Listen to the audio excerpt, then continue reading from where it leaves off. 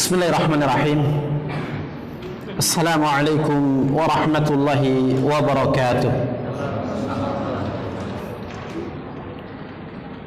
Innal hamdalillah nahmaduhu wa nasta'inuhu wa nastaghfiruh wa na'udzu billahi min shururi anfusina wa min sayyiati a'malina.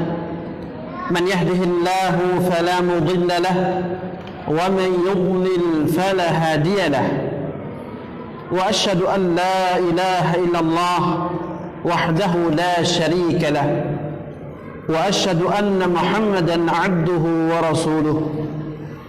يا أيها الذين آمنوا اتقوا الله حق تقاته ولا تموتن إلا وأنتم مسلمون. يا أيها الناس اتقوا ربكم الذي خلقكم من نفس واحدة وخلق منها زوجها وبث منهما رجالا كثيرا ونساء واتقوا الله الذي تساءلون به والأرحام إن الله كان عليكم رقيبا. يا أيها الذين آمنوا اتقوا الله وقولوا قولا سديدا يصلح لكم أعمالكم ويغفر لكم ذنوبكم ومن يطع الله ورسوله فقد فاز فوزا عظيما. أما بعد فإن أصدق الحديث كتاب الله وخير الهدى هدى نبينا محمد صلى الله عليه وسلم وشر الأمور محدثاتها وكل محدثة بدعة وكل بدعة ضلالة وكل ضلالة في النار. وبعد.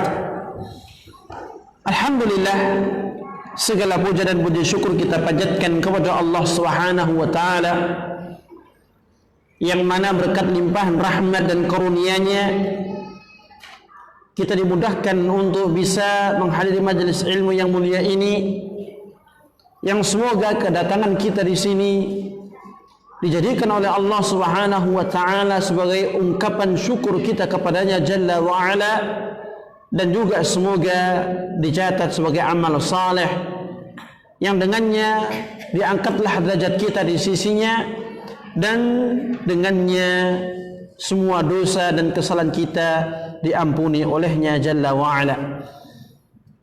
Salawat dan juga salam kedua kalinya semoga senantiasa tercurahkan kepada junjungan kita dan panutan kita, baginda Nabi yang mulia Muhammad sallallahu alaihi wasallam, kepada keluarga beliau, para sahabatnya, dan juga orang-orang yang senantiasa mengikuti tuntunan Rasulullah alaihi salatu wassalam dan mendakwahkannya sampai akhir zaman. Ma'asyiral muslimin wal muslimat yang berbahagia rahimani wa rahimakumullah, insyaallah taala pada kesempatan malam yang baik ini kita akan lanjutkan bahasan kita dari kitab Iqadul Himmah Littiba'i Nabiyil Ummah, menggugah kemauan untuk mengikuti Nabi umat ini. Dan di sini kita akan masuk pada ayat yang ke-6 yang merupakan ayat-ayat yang menunjukkan wajibnya seorang muslim mentaati Rasulullah alaihi salatu wassalam. Ayat yang ke-6 yang dibawakan oleh al-muallif hafizallahu ta'ala adalah sebuah ayat yang tertuang di dalam surat Al-Anfal. Allah mengatakan, ya ayyuhalladzina amanu istajibu lillahi walir rasul idza da'akum lima yuhyikum wa'lamu anna allaha yahulu bainal mar'i wa qalbihi wa annahu ilaihi tuhsyarun. Artinya, wahai orang-orang yang beriman, Allah Subhanahu wa taala pada ayat ini menyeru hambanya yang beriman kepadanya. Al-khitabu muwajjahun ilal mu'minin. Khitab ini, kalamullah ini ditujukan kepada hamba-hambanya yang beriman. Makanya para ulama dengan menukilkan ucapan Abdullah bin Mas'ud, mereka mengatakan idza khatabal mu'minina falyahduru sama'ahum. Apabila Allah Subhanahu wa taala berbicara kepada orang-orang yang beriman, maka hendaknya mereka kaum beriman menghadirkan pendengaran mereka. Fa imma al-khitabu an yakuna amran aw nahyan. Karena bisa jadi khitab Allah, seruan Allah kepada orang-orang yang beriman tidak terlepas dari dua hal. Imma itu merupakan perintah dari Allah, imma merupakan larangan dari Allah Subhanahu wa taala. Ya ayyuhalladzina amanu, wahai orang-orang yang beriman, istajibu lillah, penuhilah seruan Allah, walir rasul dan rasulnya sallallahu alaihi wasallam. Dan di sini khitab Allah azza wa jal menunjukkan akan perintah. Istajibu, penuhilah seruan Allah Subhanahu wa taala dan penuhilah seruan Rasulullah sallallahu alaihi wasallam. Dan setiap perintah, kata para ulama, menunjukkan kewajiban. Al-aslu fil amri al-wujub. Hukum asal dalam perintah menunjukkan kewajiban apa yang Allah perintahkan. Idza da'akum lima yuhyikum. Apabila Rasulullah menyeru kalian kepada perkara yang memberikan kehidupan bagi kalian, yakni idza da'akum ilal qur'ani wa sunnati. Tatkala Rasulullah menyeru kalian kepada Al-Quran dan sunnahnya, karena Al-Quran akan memberikan kehidupan bagi manusia sebagaimana sunnah Rasulullah alaihi salatu wassalam. Wa'lamu anna Allah yahulu bainal mar'i wa qalbi. Dan ketahuilah bahwasanya Allah membatasi antara seseorang dengan hatinya.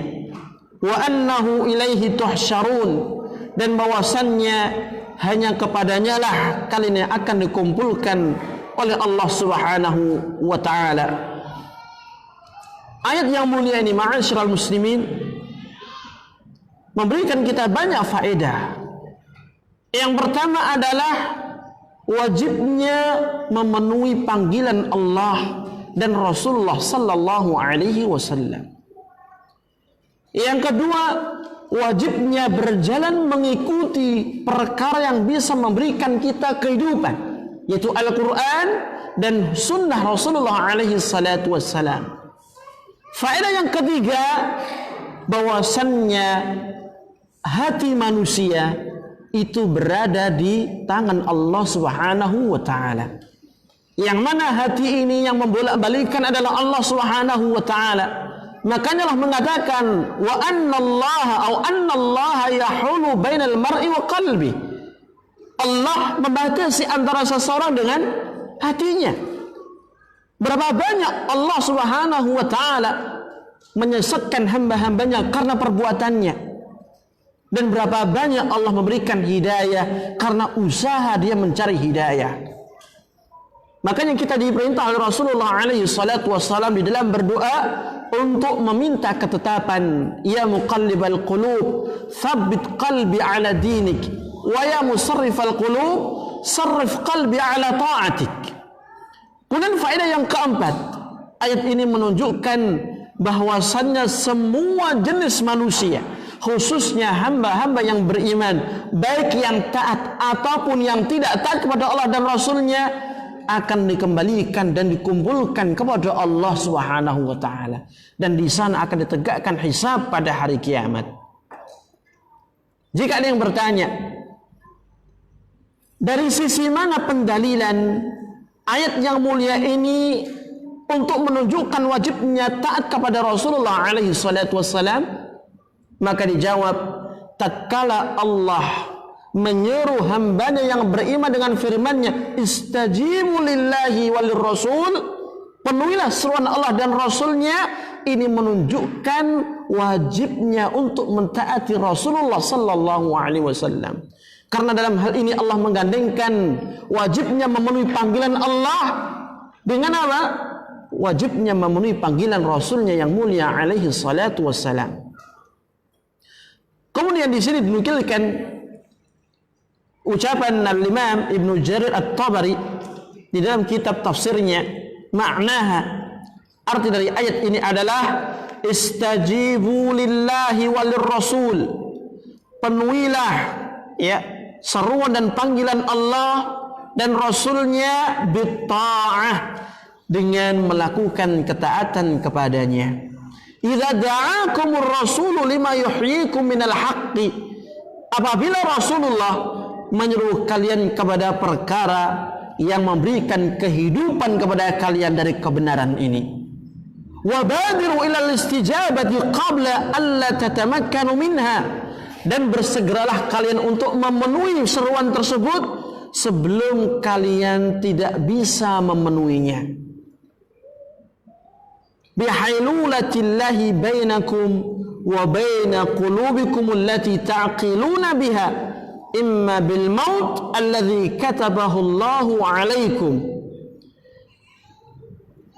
Ketika dikatakan dan bersegeralah kalian di dalam memenuhi seruan dan panggilan Allah dan Rasulullah sebelum ya kalian tidak mampu menjalankannya dan memenuhinya, dengan sebab Allah menghalangi antara kalian dan hati-hati kalian yang dengannya kalian berfikir dengan hati itu. Imma bil mautil ladzi katabahu Allahu alaikum, bisa jadi Allah menghalangi kalian dengan kematian yang Allah takdirkan atas kalian. Aw bima yahullu fiha minaz zaighi wal fasad, atau Allah menghalangi kalian untuk memenuhi panggilan tersebut dengan adanya kesesatan dan kerusakan yang ada pada kalian. Natijata tasharrubiha bil fitani wal ma'asi wal i'radi 'anillahi wa rasulihi, yang merupakan hasil dari ya terserapnya fitnah dan juga maksiat serta berpalingnya dari Allah dan Rasulullah sallallahu alaihi wasallam.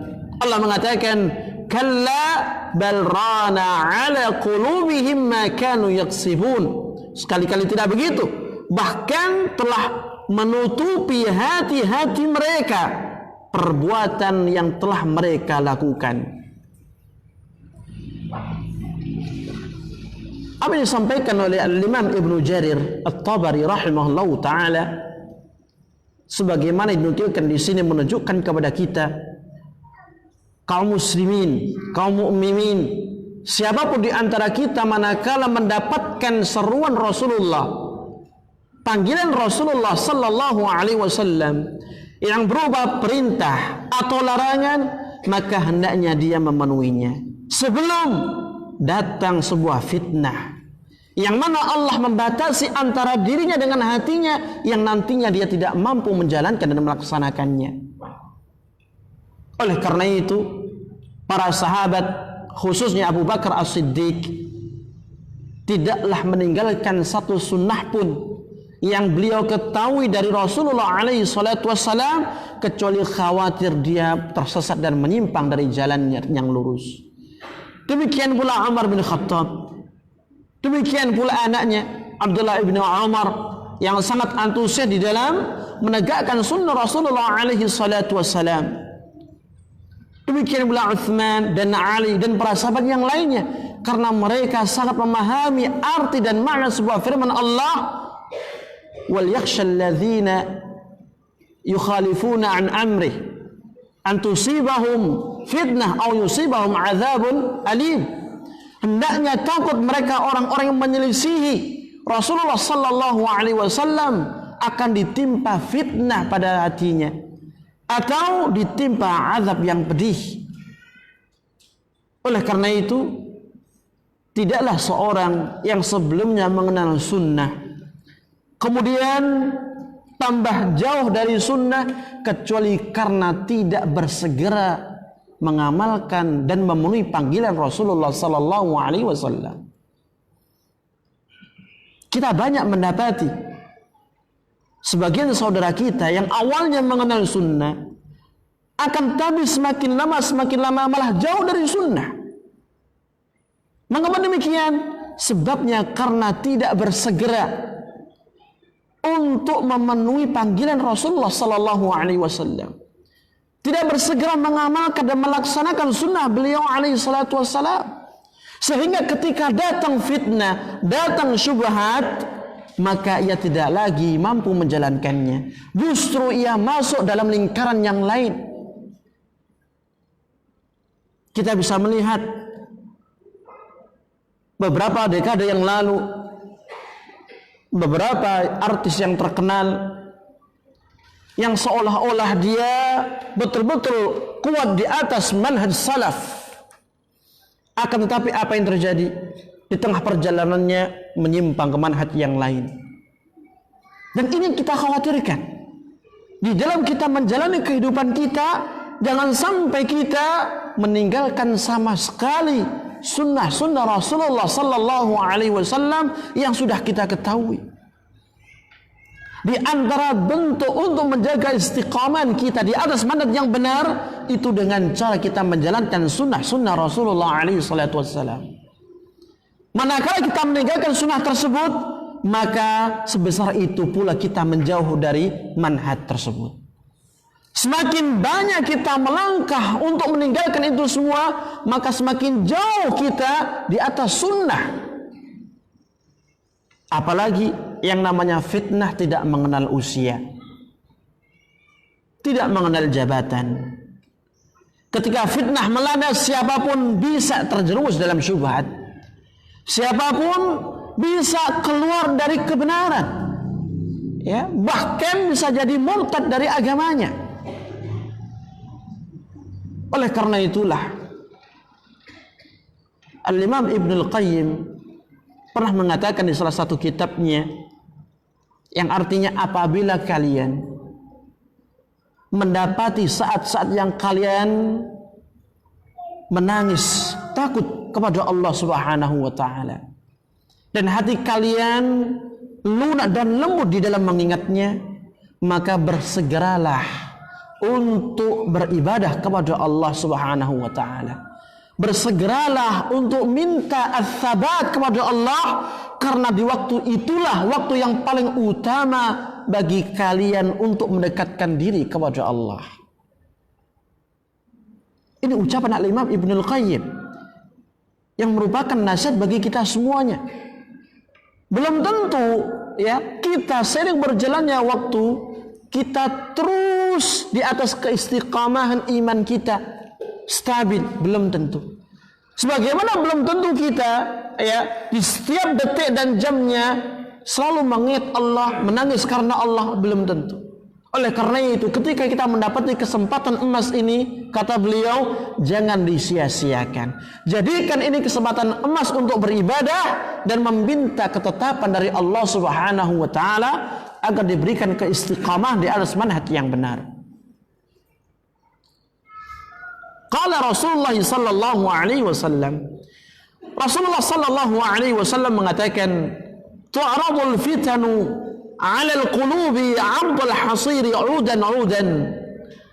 Fitnah akan ditampakkan, dihamparkan kepada hati-hati manusia sebagaimana dihamparkannya tikar seutas demi seutas. Fa ayyu qalbin ankaraha nukitat fihi nuktatun bayda.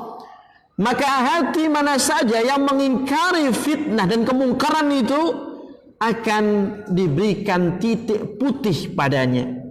Wa ayyu qalbin ushribaha nukitat fihi nuktatun sauda. Dan hati manapun yang menyerap fitnah tersebut, tidak mau mengingkari fitnah dan kemungkaran yang ada, maka akan diberikan titik hitam pada hatinya. Hatta yasiral qalbu ala qalbain, sampai-sampai hati ini menjadi dua bagian. Abyadu mithla safa la tadurruhu fitnatun ma damatis samawati wal ard, wal akharu aswadu marbatun kal kuzil mujakhiya wa amala kaffahu la ya'rifu ma'rufan wa la yunkiru munkaran illa ma ushriba min hawah. Kata Nabi yang mulia alaihi salatu wassalam, yang satu, hati itu menjadi putih, kokoh, seperti batu safa, yang tidak goyah sama sekali karena mengingkari kemungkaran, dan tidak memudaratinya satupun fitnah selama masih ada langit dan bumi. Adapun bagian yang lain, hati yang kedua, hati yang hitam, yang taubahnya seperti cangkir yang dibalikkan, dan Nabi dengan mengisyaratkan dengan kedua atau dengan telapak tangannya, la ya'rifu ma'rufan wa la yunkiru munkaran illa ma ushriba min hawa. Yang mana hati yang hitam kelam ini tidak lagi mengenal mana yang baik, mana yang ma'ruf, mana yang mungkar, dan mana yang jelek, kecuali apa yang diinginkan oleh hawa nafsunya. Hadis yang mulia ini menunjukkan kepada kita, ma'asyiral muslimin, betapa dahsyatnya ketika fitnah itu melanda. Siapapun bisa kena. Hati manapun yang tidak mengingkari, niscaya dia akan menjadi hitam kelam, dan akhirnya dia keras, tidak lagi mampu membedakan mana baik, mana buruk, mana ma'ruf, mana mungkar. Adapun hati yang masih mengingkari kemungkaran yang ada, kejelekan yang ada, dan tidak terjun dan masuk di dalamnya, maka hati ini hati yang putih, yang mendapat perlindungan dan penjagaan Allah Subhanahu wa taala, sehingga tidak memudarati satupun fitnah dan syubhat yang ada sampai hari kiamat. Di antara faedah yang terkait dengan permasalahan ayat yang ke-6 ini adalah hendaknya seorang bersegera mentaati Rasulullah sallallahu alaihi wasallam sebelum datang fitnah yang bisa menjadikan hati seorang keras dan mati, sehingga tidak lagi melihat mana yang ma'ruf, mana yang mungkar. Fahadzal qalbu alladhi syabbahahu Rasulullah sallallahu alaihi wasallam bil quzi al mujakhi huwa al qalbu alladhi hila bainahu wa bainal istijabah lillahi wat taufiq li ta'atihi. Kemudian dikatakan, hati yang Rasulullah sallallahu alaihi wasallam gambarkan seperti cangkir yang terbalik itu adalah hati yang Allah halangi antara orangnya, antara hati itu dengan memenuhi panggilan Allah. Allah halangi dari mendapatkan taufik untuk menjalankan ketaatan kepadanya subhanahu wa ta'ala. Dan ini yang kita wanti-wanti. Seperti yang kita sampaikan tadi, jangan sampai ketika kita mendapati sunnah, mengetahui sunnah, mengenal sunnah, kita berlenggang kangkung, tidak bersegera untuk mengamalkan, untuk menjalankan dan melaksanakan sunnah itu. Khawatir apa? Allah akan menghalangi hati kita dari menjalankan hal tersebut, baik itu dengan fitnah, syubhat, atau yang lainnya. Wa hadza i'dzarun min Allah azza wa jalla ila jami'il mukallafin. Dan ini adalah peringatan dari Allah Subhanahu wa taala kepada seluruh hamba yang mukallaf, dari manusianya maupun dari jinnya. Faman a'rada 'anil istijabati lahu subhanahu wa li rasulih sallallahu alaihi wasallam, maka siapapun yang berpaling dari memenuhi panggilan Allah dan Rasulnya, falam ya'mal bit ta'ah, tidak mau melakukan ketaatan, wa yajtanibul ma'siyah, dan menjauhi maksiat, fahila bainahu wa baina qalbi, maka akan dihalangi antara dirinya dengan hatinya, fala yalumanna illa nafsah, walhasil janganlah ia mencela kecuali dirinya sendiri. Semua itu tergantung pada amal perbuatan yang kita lakukan. Tidaklah Allah menyesatkan hamba-hambanya kecuali karena perbuatan mereka, sebagaimana tidaklah Allah memberikan hidayah kecuali karena usaha yang dikerahkan untuk menggapai hidayah. walladzina ihtadaw zadahum hudaw wa atahum taqwahum walladzina jahadu fina lanahdiyannahum subulana. Fal-insan yu'radu 'anil istijabati lillahi wa li rasulihi fi badi amrihi ma'a tahayyu'ihi asbabiha wa tamakkunihi minha fala yalbath illa waqad hila bainahu wa baina qalbi fala yuwaffaq lil istijabati walau aradaha dzalika bi syu'mil i'rad sabit. Qala ta'ala falamma zaghu azagha Allahu qulubahum wa qala ta'ala fi qulubihim maradun fazadahumullahu marada. Seorang manusia ketika dia berpaling dari seruan Allah dan Rasulnya di awal kali, ya, padahal sudah memungkinkan bagi dia untuk bisa memenuhi panggilan tersebut, maka tidak lama akan datang penghalang yang menghalangi dia dengan hatinya, sehingga ia tidak mendapatkan taufik dari Allah Subhanahu wa taala. Dengan sebab apa? Berpalingnya dia di awal kali, di saat-saat yang memungkinkan bagi dia untuk menjalankan ketaatan tersebut. Falamma zaghu azaghallah.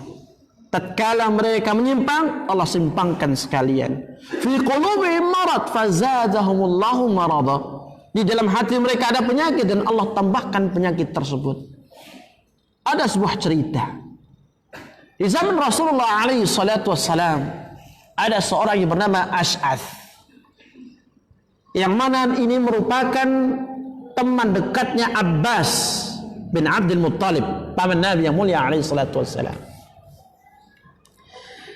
Yang keduanya merupakan sahabat paling dekat dan mitra dalam perdagangan. Di suatu hari dia berdagang dekat Ka'bah bersama Abbas. Sambil dia menjual barang dagangannya, melihat Rasulullah sallallahu alaihi wasallam datang ke Ka'bah sedang salat. Maka Ash'ath mengatakan, ngapain ini? Bertanya kepada Abbas. Dia menjawab, Muhammad lagi salat. Kemudian datang lagi istrinya Khadijah. Ash'ath kembali bertanya, siapa perempuan ini? Dia istrinya Khadijah. Lagi ngapain? Sedang salat. Datang lagi Ali bin Abi Thalib, mengikuti Nabi salat. Ash'ath kembali bertanya, dan siapa anak kecil ini? Dikatakan sama Abbas, ini sedang salat sebagaimana Muhammad menjalankan salat. Itu masih di awal-awal Rasulullah di Mekah, belum hijrah ke kota Madinah. Di saat itu Ash'ath tidak mau beriman kepada Rasulullah, padahal sudah mengetahui kebenaran melalui Abbas dan melihat langsung Rasulullah sallallahu alaihi wasallam beribadah kepada Allah menghadap Ka'bah. Ketika dia berpaling, tidak bersegera untuk menjemput hidayah, beriman kepada Rasulullah, apa yang terjadi? Allah sibukkan dirinya dengan dunia, dengan perdagangan. Sampai-sampai ketika Fathu Makkah, ditaklukkannya kota Makkah, datanglah Ash'ath kepada Rasulullah sallallahu alaihi wasallam mengumumkan keislamannya. Sambil menangis, sambil jatuh ke pangkuan Rasulullah sallallahu alaihi wasallam, dan Nabi mengatakan, ya Ash'ath, al-islamu yahjubu ma qablah. Wahai Ash'ath, Islam itu akan menutup seluruh apa yang ada sebelumnya, akan diampuni oleh Allah dosa-dosamu. Apa jawab dia? Bukan ini ya wahai Rasulullah yang aku sesalkan. Bukan ini yang membuat aku nangis sampai sekarang ini. Yang membuat aku nangis dan menyesali perbuatanku adalah suatu hari dahulu, ketika aku melihat Anda berserta Khadijah dan Ali sedang salat menghadap Ka'bah, seharusnya aku bisa menyebut hidayah, beriman kepada engkau dan menjadi penolong dakwah ini, menjadi 5 dari 4 sahabat yang sudah masuk Islam. Akan tetapi terhalangi olehku kesombongan, kecongkakan dan dunia. Apa korelasi antara kisah ini dengan bahasan kita? Korelasinya adalah ketika seorang tidak bersegera untuk menjemput kebaikan. Di waktu itu akan datang penghalang, akan datang fitnah yang justru menjauhkan dia dari kebaikan tersebut. Demikian pula kita di dalam menjalankan ketaatan kepada Rasulullah alaihi salatu wassalam harus bersegera. Manakala kita mendapati ilmunya, mendapati sunnahnya, jangan sampai ditunda-tunda. Karena kita khawatir fitnah itu akan menjadi penghalang bagi kita. Akan datang berbagai macam syubhat pun juga akan antri untuk menghampiri hati kita. Belum lagi dunia menyibukkan kita. Berapa banyak di antara kita yang meninggalkan ibadah-ibadah hanya karena dunia. Berapa banyak di antara kita yang meremehkan menuntut ilmu agama hanya karena dunia. Padahal kalau kita mengetahui keutamaan ibadah, keutamaan menuntut ilmu jauh lebih baik daripada dunia seisinya. Bagaimana tidak? Kita semua yang ada di sini, yang belajar ilmu agama di rumah Allah Subhanahu wa taala, malaikat-malaikat Allah pada berdatangan di sini menaungi kita semuanya, dan seluruh makhluk yang ada di jagat raya ini memintakan ampun kepada Allah Azza wa Jalla. Salat 2 rakaat yang merupakan ibadah sunnah, 2 rakaat sebelum subuh. Apa kata Nabi? Khairun minad dunya wa ma fiha. Lebih baik daripada dunia dan seisinya. 2 rakaat. Akan tapi apa yang kita lakukan? Kita begadang sampai larut malam, sampai sibuk untuk menghitung ini untung, ini rugi, dan semuanya dunia. Akan tapi bagaimana kita mendapati pagi kita? Tidak bisa bangun sama sekali. Bangun-bangun ketika sudah qamat, syukur masih ya. Apalagi kalau sudah buyar jamaahnya. Apalagi kalau sudah terbit matahari, wal'iyadzubillah. Ini yang harus kita evaluasi di dalam kita menunaikan dan menjalankan sunnah-sunnah Rasulullah, khususnya dalam keseharian kita. Kemudian dinukilkan ucapan Al-Imam Ibnul Qayyim, dan ini merupakan ucapan yang patut untuk ditulis dengan tinta emas. Beliau mengatakan, "Fatadammanat hadhil ayatu umuran." Ayat di atas mengandung banyak perkara. Pertama di antaranya adalah annal hayatan nafi'ah innama tahsulu bil istijabati lillahi wa lirasulih. Sesungguhnya kehidupan yang penuh manfaat itu tatkala kehidupan ini dikerahkan untuk memenuhi seruan Allah dan Rasulnya sallallahu alaihi wasallam. Itu baru kehidupan yang hakiki seorang manusia. Bukan kehidupan yang sekedar melampiaskan hawa nafsu, keinginannya. Wa ya'kuluna kama ta'kulul an'am wan naru mathwan lahum. Allah katakan kepada orang-orang kufar, mereka hidup di dunia ini hanya sekedar makan, minum, bersenggama dengan keluarganya, istrinya. Sebagaimana binatang pun juga demikian. Tidak ada nilai dan bobotnya sama sekali. Apakah ini kita katakan hidup bermanfaat? Tidak. Kata Imam Ibnul Qayyim, al-hayatun nafi'ah innama tahsulu bil istijabati lillah wa lirrasulih. Kehidupan yang bermanfaat itu manakala kehidupan ini dikerahkan untuk memenuhi panggilan Allah dan Rasulullah sallallahu alaihi wasallam. Adzan. Baik, adzan dulu. Monggo Pak Bos.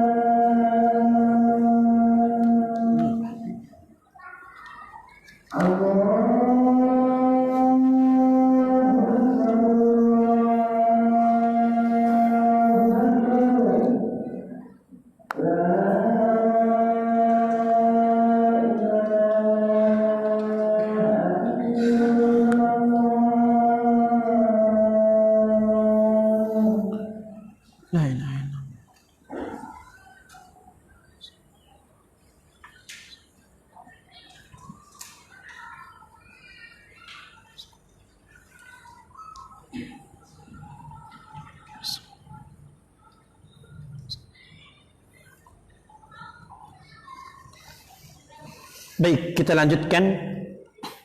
Kemudian Al-Imam Ibn Al-Qayyim rahimahullah ta'ala mengatakan, "Faman lam tahsul lahu hadhihi al-istijabah fala hayata lah." Maka siapapun yang tidak mengerahkan seluruh kehidupannya untuk memenuhi seruan itu, seruan Allah dan Rasulnya, maka hakikatnya dia tidak memiliki kehidupan yang hakiki. Wa in kanat lahu hayatun bahimiyatun mushtarakah bainahu wa baina ardhal hayawanat. Sekalipun ya secara hissi, secara zahiriyah dia punya kehidupan, namun kehidupan sebagaimana kehidupan binatang. Tahu banyak kehidupan binatang yang mana mereka hanya sekedar menjalani kehidupannya makan minum beranak pinak, cari makan minum sampai mati.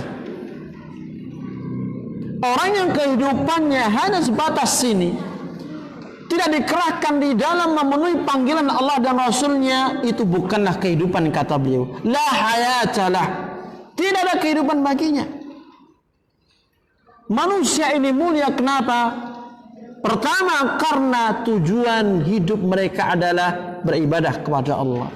Yang kedua, mulia karena Allah lebihkan daripada makhluk yang lain. Khususnya apa? Binatang.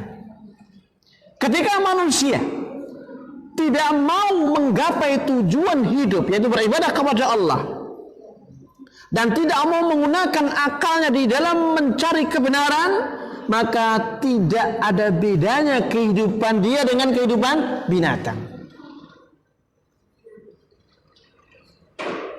Fal hayatul haqiqiyyatu thayyibah hiya hayatu man istajaba lillahi war rasul zahiran wa batinan.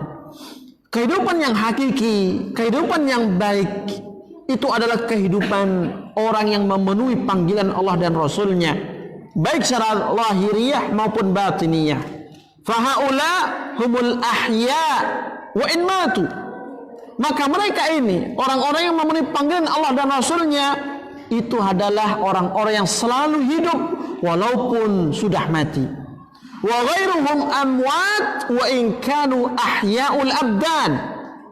Adapun selain mereka yang kehidupannya bukan untuk memenuhi panggilan Allah dan Rasulnya, itu hakikatnya mati semua. Sekalipun lahiriah mereka hidup dengan apa? Badan-badan mereka. Tidak ada maknanya kehidupan mereka ketika mereka meninggalkan seruan Allah, seruan Rasulullah sallallahu alaihi wasallam. Bahkan sampai ada seorang ulama yang dalam hal ini menjelaskan akan hakikat urgensi dan pentingnya seorang belajar ilmu agama. Dikatakan wa fil jahli qabla al-mauti mautun li ahli wa ajsamuhum qabla al-quburi quburu wa arwahuhum fi wahsyatin min jusumihim wa laysa lahum hatta an-nusyuri nusyuru. Di dalam kebodohan itu terdapat kematian sebelum kematian yang sesungguhnya. Jasad-jasad mereka itu adalah kuburan sebelum datang kuburan yang sesungguhnya. Ruh-ruh mereka berada di kehampaan dan keterasingan dari jiwa dan raga mereka, sehingga tidak layak bagi mereka untuk dibangkitkan kembali di hari kebangkitan. Maksudnya apa di sini? Orang yang tidak punya ilmu, orang yang bodoh, itu hakikatnya orang yang tidak punya harga sama sekali. Walaupun dia hidup, hakikatnya mati. Sampai-sampai ketika dibangkitkan, dia tidak berhak untuk dibangkitkan. Kenapa? Karena kebodohan yang ia miliki. Tidak punya ilmu, tidak punya harganya di sisi Allah Azza wa Jalla. Demikian pula kehidupan kita manusia. Ketika kita jauh dari panggilan Allah dan Rasulullah alaihi salatu wassalam, maka kehidupan kita menjadi kehidupan hina, kehidupan yang dina, yang tidak ada bedanya dengan kehidupan binatang. Karena yang membedakan kehidupan kita dengan mereka binatang apa? Ada di sejauh mana kita memenuhi panggilan Allah dan Rasulnya sallallahu alaihi wasallam. Kemudian beliau mengatakan, walihada kana akmalun nasi hayatan akmaluhum istijabatan lida'watir rasul. Oleh karena itu, manusia yang paling sempurna kehidupannya adalah dia yang paling sempurna di dalam memenuhi panggilan dan seruan Rasulullah sallallahu alaihi wasallam. Fa inna kullama da'a ilaihi fa fihi al-haya. Karena sesungguhnya tidak ada satupun yang diserukan oleh Rasulullah kecuali di situ ada kehidupan. Apa yang Rasul serukan semua adalah baik, berdasarkan Quran dan sunnah beliau sallallahu alaihi wasallam. Dan inilah yang memberikan kehidupan yang hakiki bagi kita semuanya, umat beliau sallallahu alaihi wasallam. Maka di dalam ayat apa kata Allah? Istajibu lillahi walir rasuli idza da'akum lima yuhyikum. Faman fatahu juz'un minhu fatahu juz'un minal hayati. Maka siapapun yang kehilangan satu bagian, maka sungguh dia kehilangan dari kehidupan tersebut. Wa fihi minal hayati bihasabi mastajaba lirrasuli sallallahu alaihi wasallam. Dan di dalam memenuhi panggilan Rasulullah itu terdapat sebuah kehidupan sesuai dengan kadar seberapa besar manusia ini memenuhi panggilan tersebut. Semakin banyak dia memenuhi panggilan Rasulullah, maka semakin banyak pula dia mendapatkan kehidupan yang hakiki. Semakin sedikit dia memenuhi panggilan Rasulullah, maka semakin kecil pula kehidupan hakiki yang ia miliki. Dan ini bisa kita buktikan. Kehidupan seorang muslim yang mengikuti Rasulullah sallallahu alaihi wasallam jauh lebih baik daripada kehidupan seseorang yang tidak mengikuti, bahkan cenderung menyimpang dari sunnah Rasulullah sallallahu alaihi wasallam. Ketika kita berada di atas sunnah, kita merasakan ketenangan, ketentraman jiwa. Nikmatnya kita beribadah kepada Allah, tidak dihantui dengan berbagai macam rasa takut, tidak dibebani dengan berbagai macam tanggungan-tanggungan. Berbeda ketika hidupnya di luar sunnah. Apa yang terjadi? Berbagai macam halusinasi, ketakutan itu bermunculan. Demikian pula tanggungan-tanggungan ketika ingin mengadakan acara ini dan itu menjadi beban bagi dia. Belum lagi ibadah terasa berat. Ya. Terasa berat kenapa? Karena terdapat hulu di dalam menjalankan ibadah yang tidak ada dasarnya. Itu ketika kita bandingkan dengan kehidupan mereka yang tidak berjalan sesuai dengan sunnah Rasulullah sallallahu alaihi wasallam. Dan secara umum kehidupan seorang muslim haruslah dijadikan sebagai kesempatan terbesar dalam hidupnya untuk memenuhi seruan dan panggilan Rasulullah sallallahu alaihi wasallam. Dalam hal ini adalah melakukan ketaatan kepada beliau sallallahu alaihi wasallam. Kemudian dikatakan pada lanjutan ayat, wa'lamu annallaha yahulu bainal mar'i wa qalbih. Dikatakan dan ketahuilah bahwasanya Allah membatasi antara seseorang dan hatinya.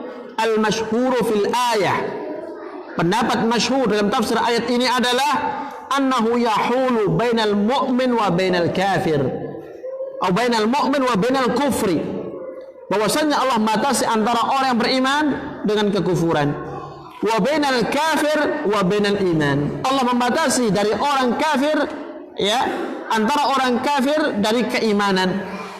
Wa yahulu baina ahli ta'atih wa baina ma'siyatih, dan Allah menghalangi antara ahli ketaatan, ya, dari ahli maksiat. Wa baina ahli ma'siyatih wa baina ta'atih, dan juga Allah menghalangi antara ahli maksiat dengan ahli ketaatan. Wa hadza qalu Ibnu Abbas wa jumhurul mufassirin, dan ini ucapan Ibnu Abbas dan juga jumhur ulama ahli tafsir.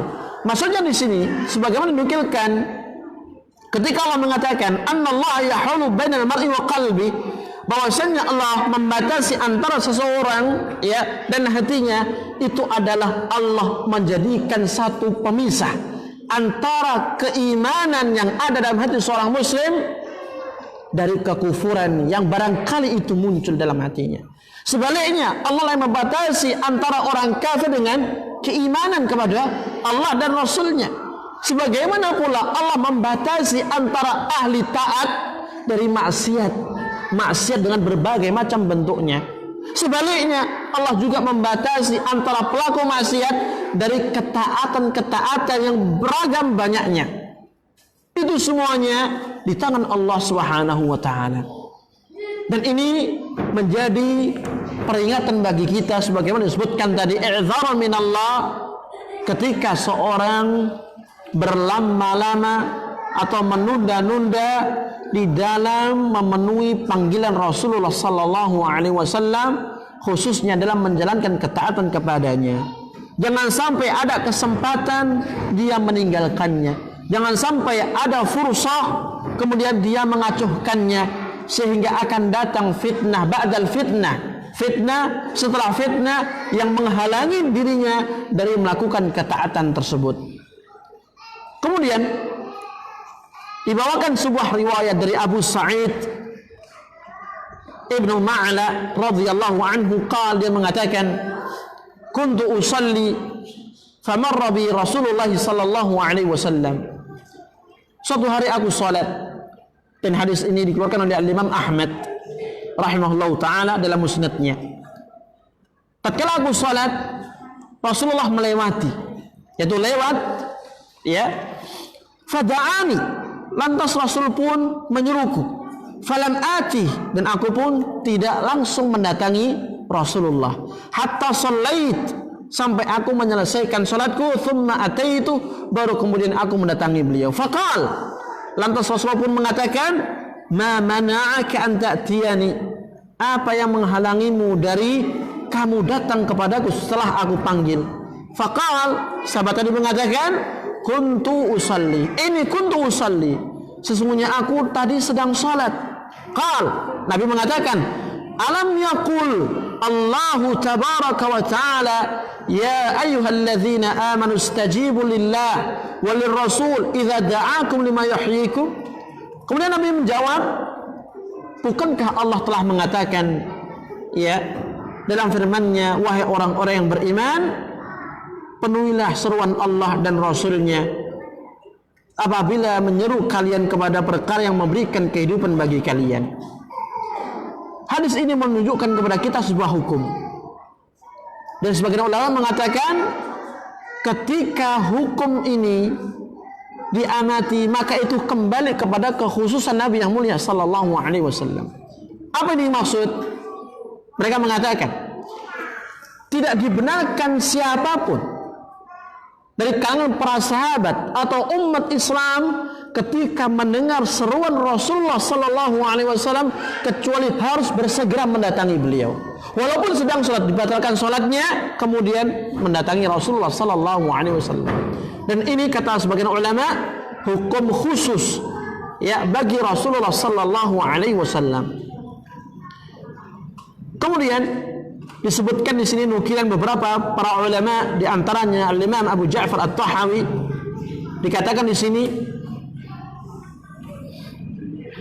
ففيما روينا عن رسول الله صلى الله عليه وسلم إجابه على من دعاه وهو يصلي إجابته وترك صلاته وذلك أولى به من تمديه في صلاته مما يلام عليه مما أنزل الله عز وجل عليه إذ كان المصلي قد يقدر أن يخرج من صلاته إلى الفضل الذي يصيبه في إجابته رسول الله صلى الله عليه وسلم لما دعاه له.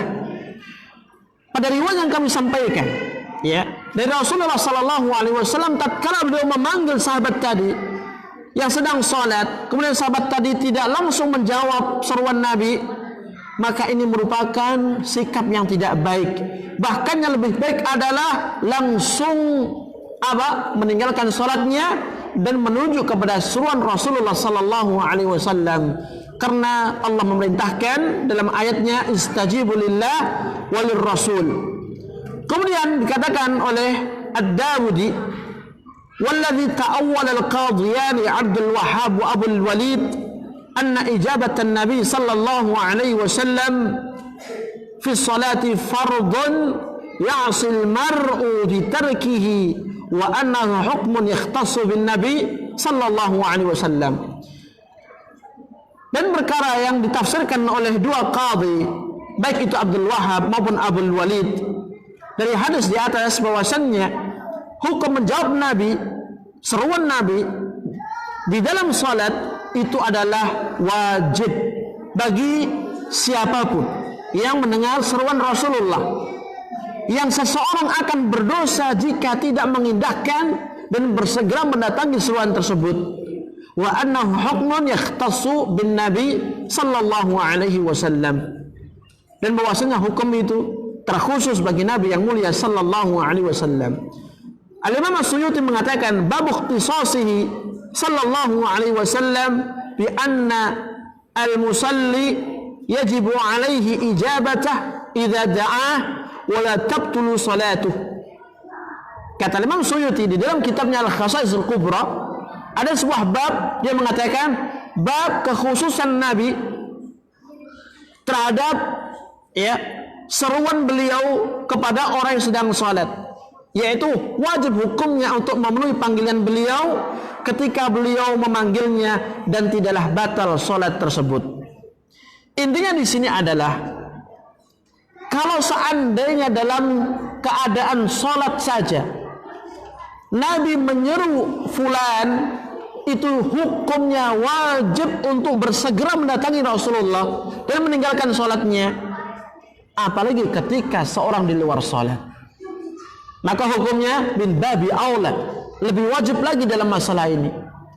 Kemudian timbul pertanyaan, fa in qala qail Rasulullah sallallahu alaihi wasallam qad mat wa lam ya'ud min ahli dunya wa lan yunadi ahadan minna wa huwa yusalli فَلِمَاذَا تَنْقُلُ هَذِهِ النُّقُولَ مَعَ عَدَمِ الْحَاجَةِ إِلَيْهَا.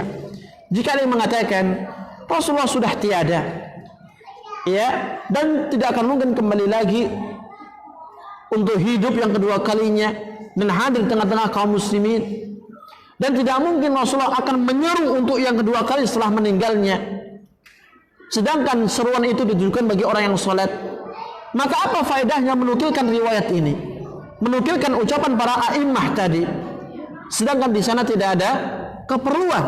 Maka dijawab, al-jawab idza kana Rasulullah sallallahu alaihi wasallam qad lama man taraka al-istijabata lahu ma'a annahu kana fi salatin ulima min dhalik annahu lam yubqi li ghairihi 'udhran min babi aula idza lam yastajib li amrihi sallallahu alaihi wasallam wa idza tajasara ala nahyihi.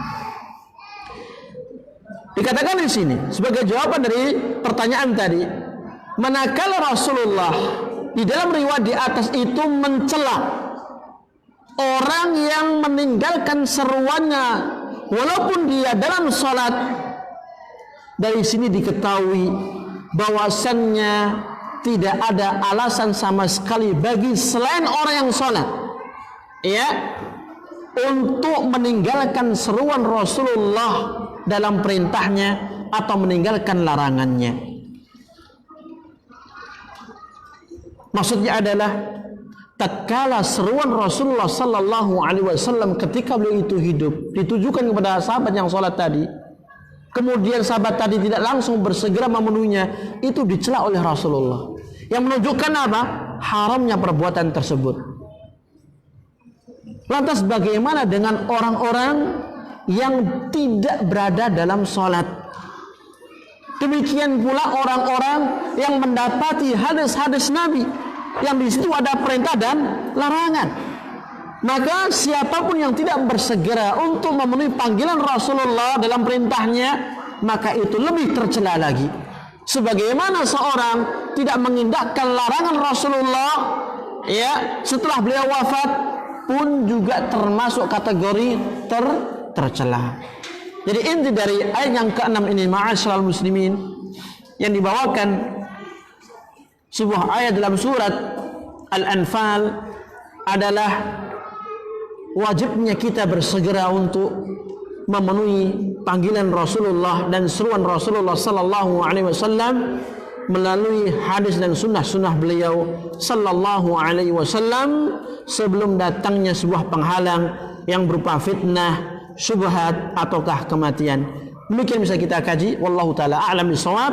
Wa akhiru da'wana anil hamdulillahi rabbil alamin. Subhanakallahumma bihamdika asyhadu an la ilaha illa anta astaghfiruka wa atubu ilaik. Wassalamu alaikum warahmatullahi wabarakatuh.